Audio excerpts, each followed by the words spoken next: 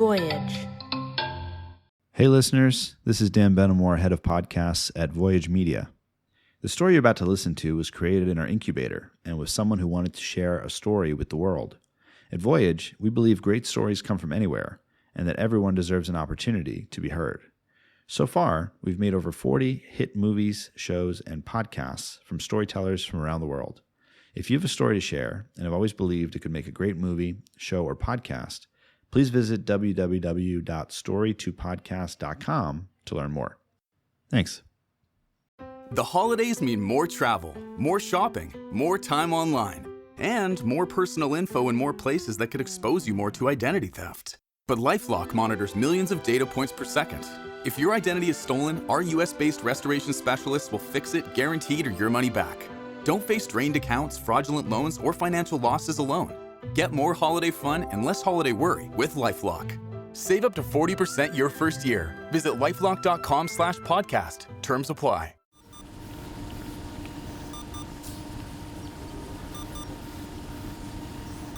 Cold out there today. Looks like the sun's trying to peek through, though. Maybe we'll get lucky. They didn't tell me much about you, but I'd like to say a prayer. I hope that's all right. God, thank you for being here with us right now. We confess that we don't understand why things happen the way they do. We don't understand why illness comes into our lives, but we do know that you walk every path of life with us. Please remind our brother Paul that you are walking with him right now. Remind him that you love him, no matter what he is going through. I also pray for Paul's family. Give them your strength as they care for Paul. God, we thank you that you never leave us, that you never forsake us, but you love us. We trust you. We pray this in your name. Amen. Is your family here? Is your son? Good-looking boy. Looks like he's about my son's age, Alex. He's gonna be 15 in June. He saved my life. He doesn't believe me. Maybe he would. He knew everything. He knows some. He knows I wasn't always right with the Lord. That I've committed crimes, done time. I don't know that I could tell him everything. Not even his mother knows everything. Hard to believe. I was barely older than him when I got kicked out of school for fighting. My dad was long gone, my mom worked 2 jobs. My older brother helped raise me, my brother and my sister, before he ended up in Nam. One night I heard my mom talking to a man she knew from California who owned 11% of a mining company in Sinaloa, Mexico, Eduardo. They were old friends, good friends. Eduardo showed up on a Friday, and when he left on Monday, so did I.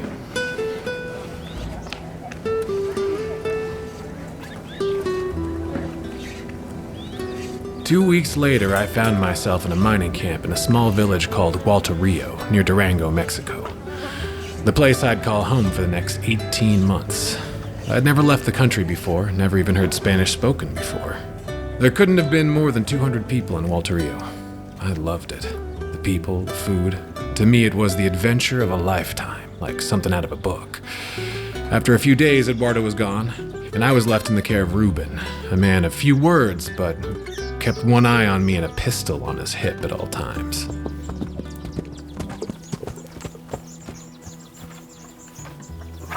At first, I felt completely alone, except for Ruben and Pepito, a burro I rode everywhere. Into town, up into the hills and canyons outside the camp. I became friendly with the locals who harvested poppies and mota, marijuana, gradually learned enough Spanish to be able to communicate. Everywhere I went, I was welcomed warmly. Eventually, I realized it was because everyone was terrified of Ruben and knew I was under his protection. Then I met Ramon. His father, Miguel, was lifelong friends with Ruben. He was around my age and, like me, rarely went anywhere without a bodyguard. We became fast friends, talking baseball and girls, riding the trails, exploring his family's land, which seemed to stretch forever. I didn't think much of it, only that they were clearly well off. Had I known, It would have explained why girls from the village showed up at their ranch every weekend. I figured it was because me and Ramon were cool guys. I'd later learned they were gifts from the villagers to Don Miguel, the head of one of the biggest drug cartels in Mexico. At the time, I had no idea I was being sized up to become part of the organization. I had little ambition besides trying to convince one of the weekend señoritas to fall in love with me. But Ramon had been born into this life, and his ambition was far greater. Veronica, man. I'm telling you, we don't have girls that beautiful in the States. You fall in love too easily, gringo. Think she would come back to Seattle with me? You're crazy. What are you gonna do with a wife? I didn't say I was gonna marry her. So then she becomes your maid and also maybe your sex slave? Come on, man. She's a nice girl. Relax. I'm just messing with you. Hey, Don Juan. Check it out. What am I looking at? Mota? Lots and lots of mota. Not just the mota. One day, all of these will be mine. Really? See? You're going to inherit everything? I'm going to take it. Over the next year, I saw Ramon less frequently. The family business was based in Culiacan, and it became all-consuming. When it was time for me to go back to Seattle, Don Miguel hosted a great feast in the village in my honor. I didn't want to leave. To me, I was already home. After Mexico came the army. Fort Polk, Tigerland, hell on earth. Things were drawn down in Nam, so I got sent to Germany, 8th Infantry Division. Broke my foot in a parachute jump, so they trained me to fight the KGB, till I got shipped back to a VA hospital in the States with hepatitis and an honorable discharge. I went and got my GED, but had no idea what I was going to do with my life. So I decided to go home, to Walter Rio. It really was like visiting family. I learned Ramon was off in business school studying finance, but Ruben was still there. Over a few cervezas, he introduced me to a friend from LA, this guy, Antonio. Like Don Miguel, he'd grown up in Culiacan. When I met him, he was in Walter Rio trying to put together a deal to run weed stateside. After a few more cervezas, I agreed to come back to Walter Rio with a car and $800, half the seed money needed to purchase 80 kilos of mota. Antonio and I were officially partners. A month later, as I approached the border sitting on 80 keys hidden in compartments retrofitted into the car, I tried to suppress the adrenaline shooting through my body while remembering everything Ruben and his guys told me. Deodorant on exposed skin to keep sweat from forming, sunglasses not too dark. Look the agent in the eyes while answering questions. Above all, keep calm. When they finally waved me through, I didn't take my foot off the gas till I hit LA. I was on such a high. Between guys Antonio knew and I knew, the weed went fast. Within days, we'd turned our 1,600 into 80,000. I couldn't wait to make another run. We were in business, and business wasn't just good, it was incredible. There was only so much mota to be had in Walter Rio, so we gradually expanded our contacts into Sinaloa, Guadalajara. Increasingly, we found ourselves up against the homegrown industry, as Northern California introduced a superior product. Our advantage was pricing. NorCal Bud ran 3 times the cost of our Mexican weed. By the end of the 70s, I was riding too high and fast on the rush to see what was coming. There he is. Smooth run? Like butter. You got time for a cold one? Just one. Hey, listen. I know you just got back, but Ramon wants to see you. Little Ramon. He's in LA? No, man. Culiacan. Ramon's the boss. You go to him. Boss? What are you talking about? Don Miguel's the boss. Don Miguel's in prison, bro. Ramon took over the whole business. Well, shit. Yeah. El jefe de los jefes. Guess you knew what you were doing when you guys were tight back in Walterio. The thing is, I didn't. But I soon realized Ramon did. I took the first flight out the next morning. Ramon and I caught up over dinner. It was like no time had passed. Except for the fact that I was now a smuggler and he the head of one of the biggest cartels in Mexico. Well, I know you didn't come all this way just for chile relleno. Honestly, I might have. That was an amazing meal. Our business is changing, amigo. Marijuana is out. Not in California. Everybody I know smokes grass. Well, today, maybe. The future belongs to cocaine. I'm gonna take control of the Tijuana Plaza. And then we will be able to ship hundreds of kilos a month across the border. When you say we, Within a year. Thousands. I don't know if you've read up on the laws in my country, but the penalties for cocaine are no joke. It ain't like here where you can just slip them $100. I'm talking 20 years. Have you ever been caught? Of course not. But cocaine, man? That is a whole different ballgame. Precisely, amigo. In baseball, there are the minor leagues and the major leagues, right? Yeah? And if a player proves himself in the minor leagues, he gets, what's the word? Called up. See, he gets called up. Marijuana is the minor league. You're calling me up to the major leagues of drug smuggling. I am. I just got one question. Why me? Because we've known each other since we were muchachos. Seems like forever ago, man. That's how long I've been planning this.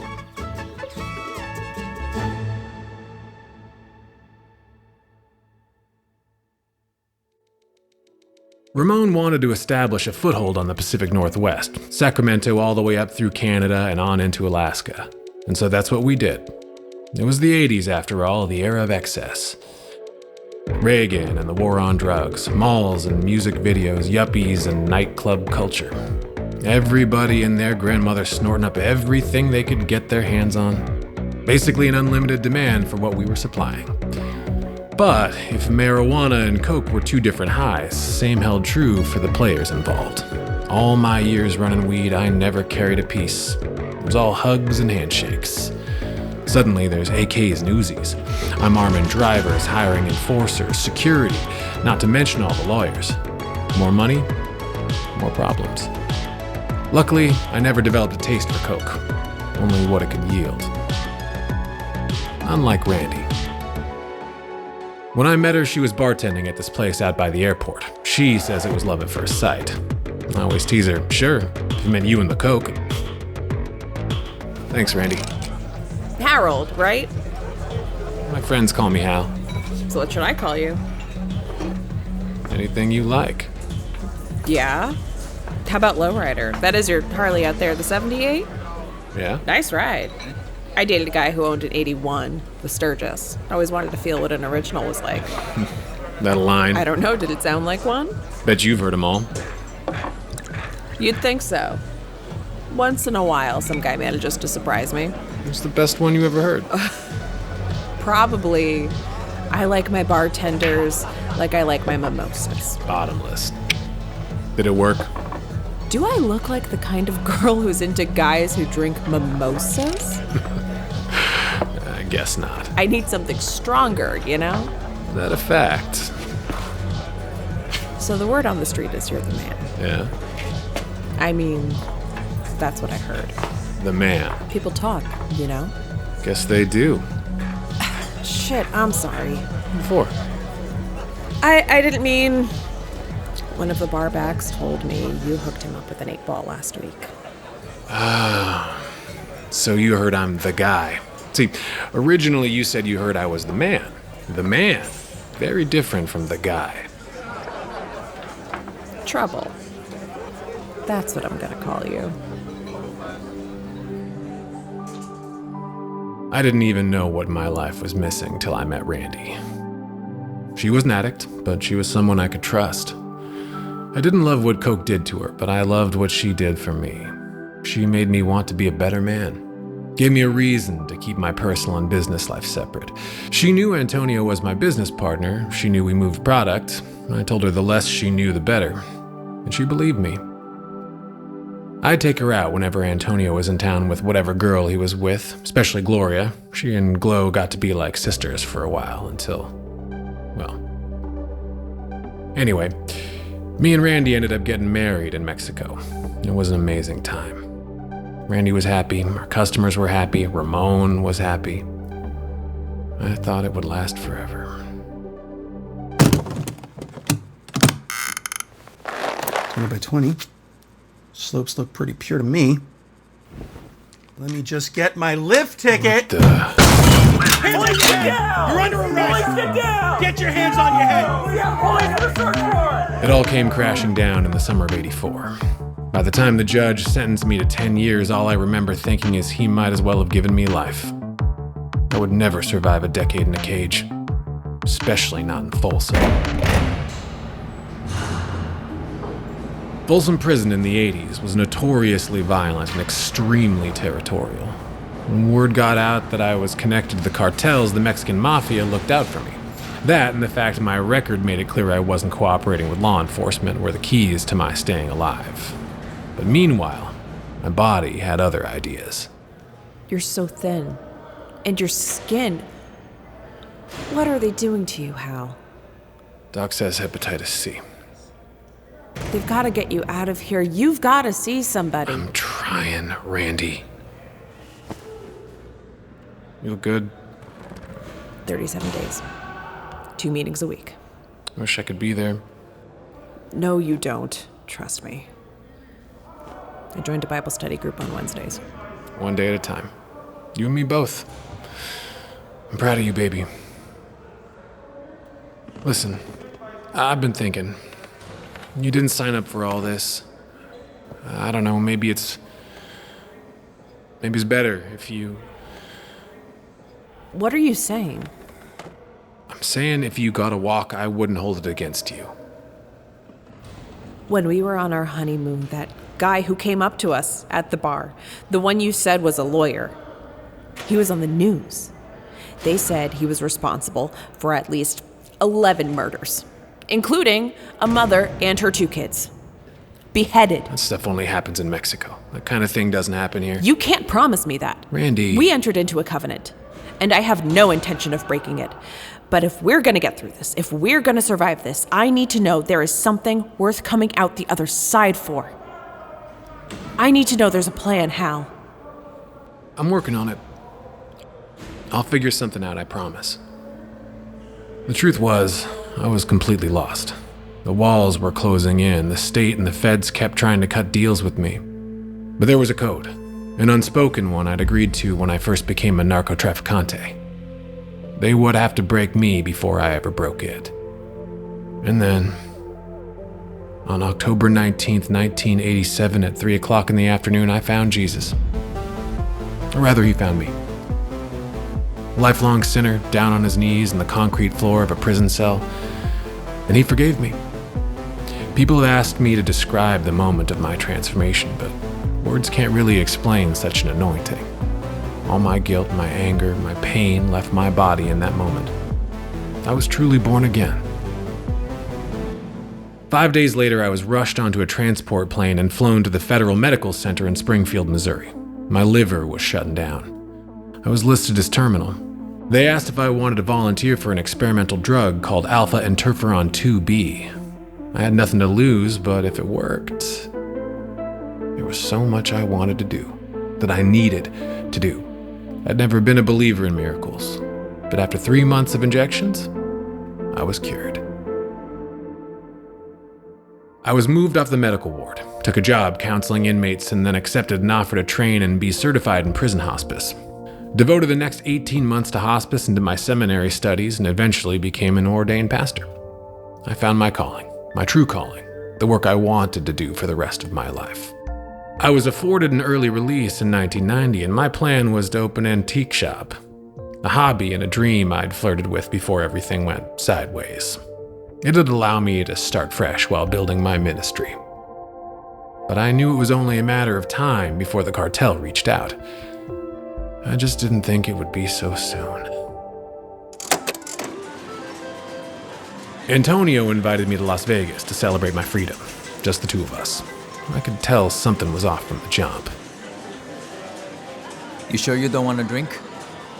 How many times are you gonna ask me that? You're making me nervous. I'm making you nervous. What are we doing here, man? What do you mean? I'm just... Listen, you're my friend. You're my brother. I haven't seen you in forever. I thought we'd have a good time, you know? Some drinks, a couple shows, a few laughs. I figure after what you've been through, you deserve it. So this is my consolation prize. Steak, slots, and a Siegfried and Roy. It ain't like that, bro. Everybody down south knows you did your time. Yeah. And what about you, Antonio? What's that supposed to mean? Do you still trust me? How long do we go back? Do you trust me? I started to think maybe Ramon felt he couldn't afford to trust me. Maybe he'd given Antonio orders to take me out. Are you asking me if I think you... what? Gave something up? That somehow, somewhere along the way, you said something to someone? There's nobody in this life I trust more than you, hermano. Nobody. Then act like it. Tell me what's really going on.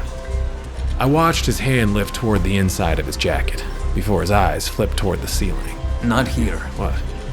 You worried the security cameras are wired for sound? Let's get some air. They pump O2 into this place 24/7. You're telling me the air out there is better than in here? Would you stop being such a pain in the ass? Come on. I got something to show you. Out in the parking lot. This was it. This is how it had to go down. I was glad it was him. Okay. Let's go out into the parking lot. The Lion's Den is a production of Voyage Media. The series is produced by Nat Mundell, Robert Midas, Dan Benamor, and Garrick Dion. Executive produced by Dr. Hal Bradley and Victor Mojica. Written and directed by Garrick Dion, based on the pilot by Chuck Husmeyer and the book A Fox in the Lion's Den by Dr. Hal Bradley. You can find the book and all of Dr. Hal Bradley's books at drhalbradley.com or on Amazon. Links are in the show notes. Starring Matt Horn as Hal. Additional cast credits available in the show notes. Edited, sound designed, and mixed by Nick Messitte. If you're enjoying the show, please leave us a 5-star review on Apple Podcasts or anywhere you're listening, and subscribe now for future episodes.